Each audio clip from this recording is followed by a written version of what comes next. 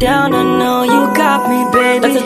Hai guys, welcome back to our YouTube channel. Kami dari kelompok 7 dari Teologi Komunikasi B. Oke teman-teman, sekarang kita akan ngelakuin apa ya kak? Nah, jadi hari ini tuh kita bakalan bahas hal yang menarik soal pola asuh dari orang tua ke anak. Nah, selain membahas tentang pola asuh orang tua ke anak, kira-kira metode yang kita gunakan apa sih Kak Putri? Nah, metode yang kita gunain itu adalah wawancara. Jadi, kita tuh bakalan wawancara orang tua yang ada di sekitar kita. Tapi bukan cuma itu aja, kita juga bakalan wawancara salah satu teman kita soal pola asuh yang diterima dari orang tuanya. Keren banget. Sepertinya dalam wawancara ini kita nggak sendirian. Gimana kak? Bener banget. Jadi hari ini tuh kita bakalan wawancara sama teman-teman kita. Ada si Boy, Starla, Agung, sama Ray. Wah, keren banget. Nggak sabar lagi, nggak usah lama-lama teman-teman. Mari kita simak.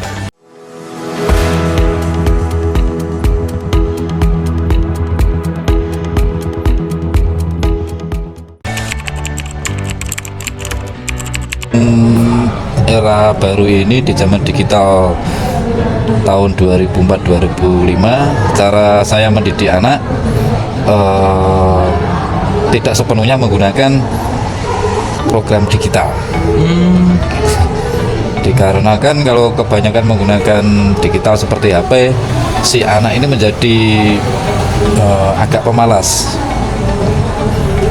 Beda dengan perbedaannya di zaman digital dengan waktu saya kecil dulu. Waktu ketika saya diasuh sama kedua orang tua, setelah belajar itu kita ada kegiatan di kampung seperti sekolah sore dan lain sebagainya seperti itu. Memang dunia digital lebih canggih, tapi bisa membuat anak lebih malas dalam kegiatan.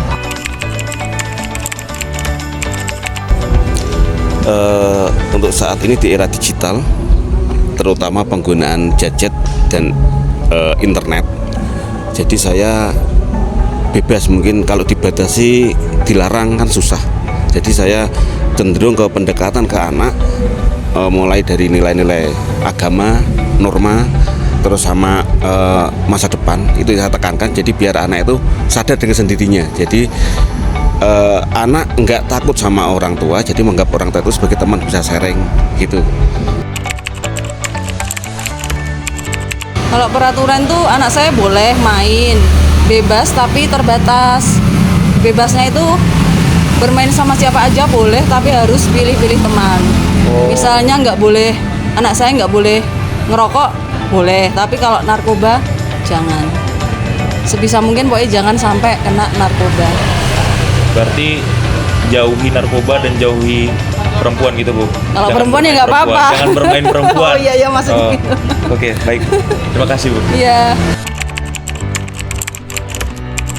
Oke, kalau menurut saya ya pola asuh yang diberikan orang tua saya itu sangat baik sih terhadap saya, karena saya rasa kayak itu bisa menjawab tentang kebutuhan saya begitu.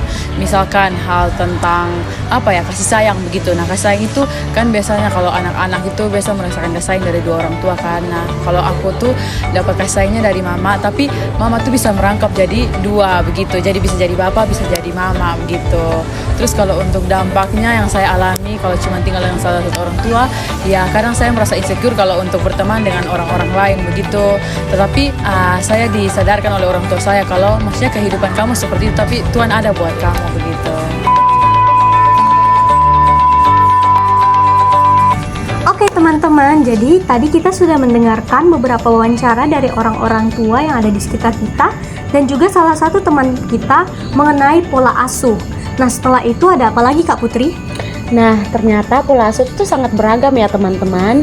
Dan aku tuh pernah baca salah satu buku dari Ross Campbell yang kalau nggak salah judulnya tuh How to Really Love Your Child. Oh wah, isi bukunya tuh yang menarik apa aja sih?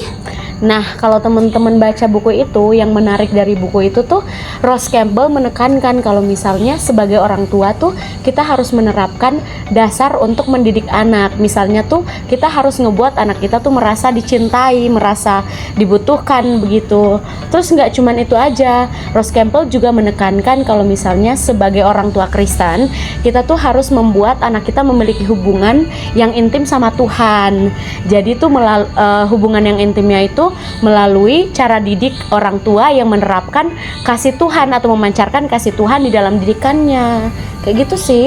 Oh, tapi selain Ross Campbell, ada lagi nggak Kak Putri yang membahas mengenai pola asuh atau tentang komunikasi? Nah, kalau soal komunikasi, aku tuh pernah dengar kalau nggak salah ada dosenku yang pernah bilang kalau Jürgen Habermas dia juga membahas soal ini. Nah, kalau pemikiran Jürgen Habermas itu, komunikasi itu harus berlangsung secara dua arah. Terus kita tuh harus menganggap orang lain itu sebagai subjek dan subjek, biar komunikasi kita tuh berjalan lancar. Jadi bukannya kita menganggap yang satu subjek dan yang satu objek, tetapi sama-sama harus menjadi subjek.